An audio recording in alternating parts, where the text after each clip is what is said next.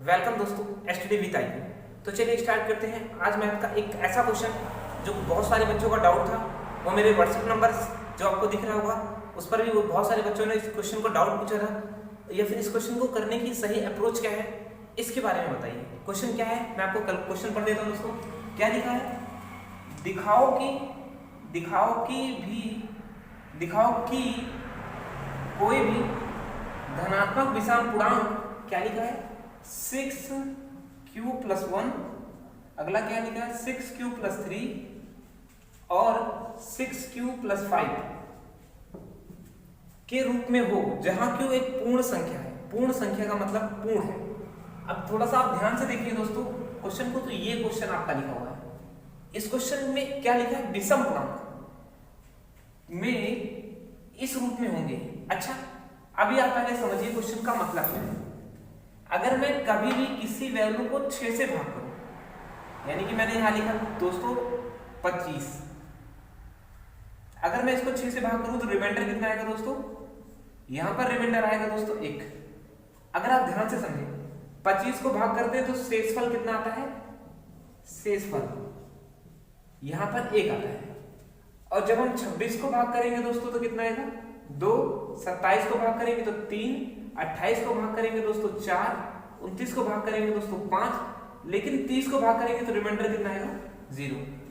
कहने का सेंस ये है कि यहां जो संख्या इस पायदान में लिखी है 6q + 1, उस कंडीशन में जितनी भी संख्या हो सकती है वो संख्या 6 से अधिक नहीं हो सकती, यानी कि जो हमारा शेषफल होगा वो कभी भी 6 से अधिक नहीं हो सकता।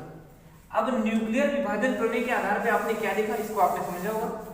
हमने देखा था भाज्य बराबर क्या था दोस्तों, ये था भाजक गुणे भागफल प्लस रिमाइंडर शेषफल। अब यहां से समझे, अगर मैं किसी भी संख्या में 6 से भाग करूं तो या तो शेषफल 1 आएगा, या तो शेषफल 2 आएगा, या तो शेषफल 3 आएगा, या तो शेषफल 4 आएगा, या तो शेषफल 5 आएगा, या फिर शेषफल क्या आएगा दोस्तों 0। और अगर शेषफल 0 आता है, सॉरी आपको नहीं दिख रहा होगा, यदि शेषफल 0 आ रहा है तो उस कंडीशन में यहां तक आपको नहीं दिख रहा होगा, या फिर दिख रहा है तो अच्छी बात है, मैं ऊपर ले देता हूं।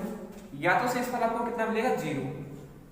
अगर आपको शेषफल 0 मिल रहा है तो कहने का मतलब क्या है दोस्तों, ये जो वैल्यू है इसका मान, इस वैल्यू का मान 1 2 3 4 5, नीचे का 5 दिख रहा होगा, एक मिनट, अगर आपको नीचे का 5 दिख रहा है तो बताइएगा दोस्तों। हाँ सही। इस वैल्यू में हम अधिक से अधिक क्या कर सकते हैं, 5 डिजिट ला सकते हैं, और हमको इसमें से लेना क्या है दोस्तों, धनात्मक पूर्णांक। कहने का मतलब है यदि q बराबर में 1 रखूं तो यहां कितना होगा 6 1 7।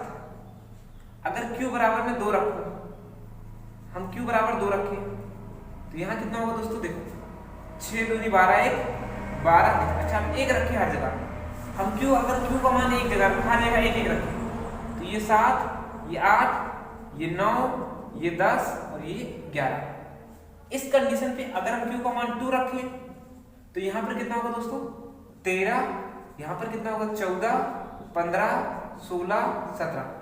पर आई होप आपको चाहिए क्या, धनात्मक पूर्णांक। तो इसके धनात्मक पूर्णांक होंगे विषम संख्या में। अगर क्वेश्चन में सम होता तो मैं किन किन वैल्यू को अटेम्प्ट करता, इवन तो हम किन किन वैल्यू को दोस्तों अटेम्प्ट करते, हम लेते एक इस वैल्यू को और उसके बाद कौन सा लेते दोस्तों, इस वैल्यू को। लेकिन ओड होने की वजह से हमको क्या लेना पड़ रहा है, 1 2 और 3। देखो संख्या क्या मिली 7 9 और 11, यानी कि 7, ये सम संख्या क्या मिली हमको, सम संख्या मिली है 8 या फिर 10। लेकिन विषम संख्या क्या मिली है, ये हमको मिली है 7 9 11। आइए अब आपको समझ में आ चुका कि यदि किसी धनात्मक पूर्णांक में इतने इतने के पूर्ण में यदि q बराबर हम 2 रखें तो देखो फिर भी यहाँ कितना है 13, q बराबर 1 पे, q बराबर 2 पर 13 15 17। आज इसका मतलब है कि ये सदैव इस डिजिट पर क्या होगा, एक धनात्मक विषम पूर्णांक होगा। आई होप आपको चीजें समझ में आई होगी और ये डाउट भी आपको क्लियर हो चुका होगा। इसके बाद दोस्तों मैंने अपनी तरफ से क्वेश्चन दिया है, इस क्वेश्चन को आप समझेंगे और क्वेश्चन को मैं बोर्ड पर जल्दी से लिखता हूँ, जिसके बाद आप इस क्वेश्चन को खुद ही समझ लेंगे। क्या लिखा है कि मैं क्वेश्चन को जल्दी से आपको बता देता हूँ। क्वेश्चन में सिर्फ इतना सा लिखा है दोस्तों, आपकी बुक से ही क्वेश्चन है, आपकी एनसीईआरटी बुक का ही क्वेश्चन है। क्या लिखा हुआ है कि यदि कोई धनात्मक पूर्णांक न्यूक्लियर विभाजन प्रमेय से धनात्मक पूर्णांक के वर्ग, यहां पर लिखा है धनात्मक पूर्णांकों का वर्ग, यानी कि जो पूर्णांक है उनका वर्ग की बात कर रहे हैं। धनात्मक पूर्णांक का वर्ग कीजिए, जबकि उसके जो वैल्यू है और जो हमारा पूर्णांक है वो कितना है दोस्तों, वो है हमारा q+4 और q+1 के रूप में हो, इस रूप में होने चाहिए और इनका हम क्या कर दे वर्ग। कहने का मतलब ये है, सिर्फ इतना सा समझिएगा कि ये कहना चाहते हैं कि जो हमारा न्यूक्लियर विभाजन प्रमेय है उस प्रमेय में हम उसके धनात्मक पूर्णांक का क्या निकाल दें, वर्ग निकाल लें। वर्ग निकालने पर वो 4q+4q+1 के फॉर्म में होनी चाहिए। अच्छा, मैं मानता हूं कि कोई पूर्णांक है q0, रिमाइंडर कितना आएगा 0। अगर मैं q1 लूं दोस्तों, यहाँ रिमाइंडर कितना आएगा 1, फिर 4q तो यहाँ पर रिमाइंडर 2 और 4q फिर रिमाइंडर कितना आएगा 3। इसके अलावा अगर मैं कोई भी डिजिट लेता हूँ 4q, इसके आगे यहाँ कितना आएगा रिमाइंडर 1, जो कि मैंने पहले लिखा है।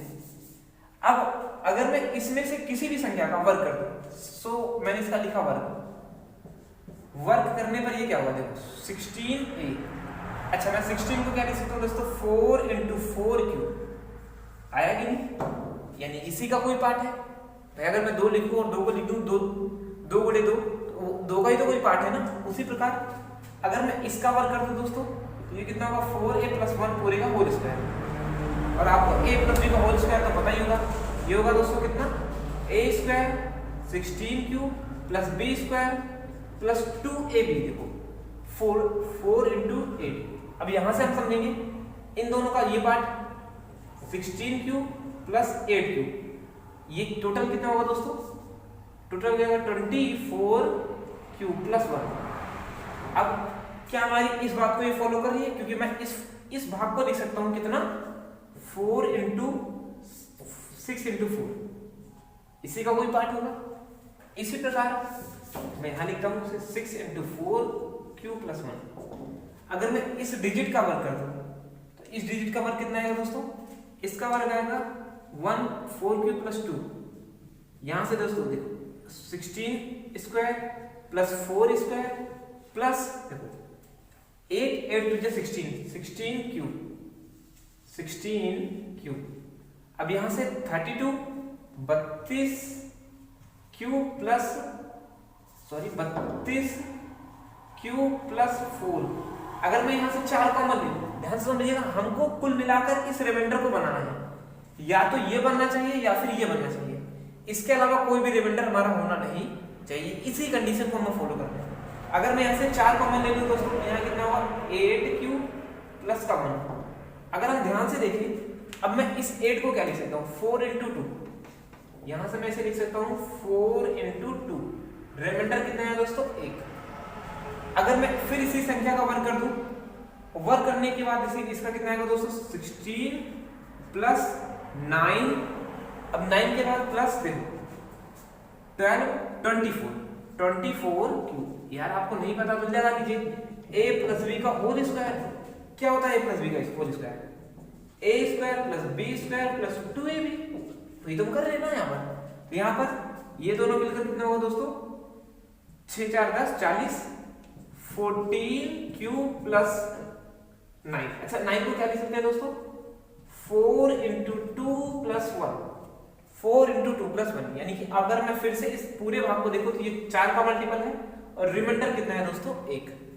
कहने का मतलब ये है, अगर इस और इस डिजिट को वर्ग करें तो रिमाइंडर से कितना प्राप्त होगा, 1 प्राप्त होगा। क्या आपको ये सारी चीजें समझ में आ चुकी हैं? अगर समझ में आ चुकी है तो वीडियो को शेयर कीजिएगा। और हाँ, जाते जाते एक चीज और कहना चाहेंगे दोस्तों, अगर आपका कोई भी डाउट या किसी भी क्वेश्चन में कोई भी डाउट हो तो मेरे जो नंबर दिख रहा है 789750, इस नंबर पे आप मुझे कोई भी डाउट का क्वेश्चन पूछ सकते हैं। मैं आपका अगर क्वेश्चन अच्छा है तो मैं उसे बोर्ड पे स्वयं लगाऊंगा